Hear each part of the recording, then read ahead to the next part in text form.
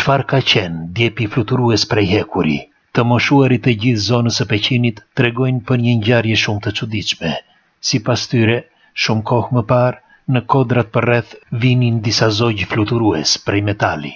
Në gojdhënat e të moshuarve, këta zogjë ishin ngjyrë çeliku.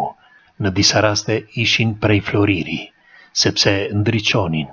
E çuditshmja e kësaj historie është se këto gojdhëna ishin mes nënave dhe gjysheve shqiptare, të cilat u tregonin nipërve dhe mbesave të tyre.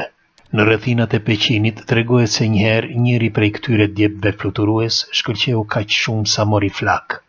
Tymi e mbuloi dhe ra diku pranë një mali. Disa fshatar të zonës shkuan që ta shihnin, por nuk mundeshin t'i afroheshin. Disa thonë se ishte era e keqe për i baruti, të tjerë thonë se i pengonte një forcë misterioze. Por edhe një herë tjetër tregohet se një objekt i tillë u gjend brenda një guve mali. Një bari i zonës lajmëroi dy të tjerë, dhe kur shkuan nuk u besuan syve, sepse djepi fluturues ishte prej floriri. Por tregohet se sapo ju afruan, objekti u zhduk, sikur t'ishte ajër. Këto gojdhëna më vonë u shndërruan në legjenda, dhe ende sot flasin për djepat fluturues që vizitonin këto anë. Kush prej jush e ka dëgjuar dhe çfarë mendimi keni? Pres dhe ndajeni.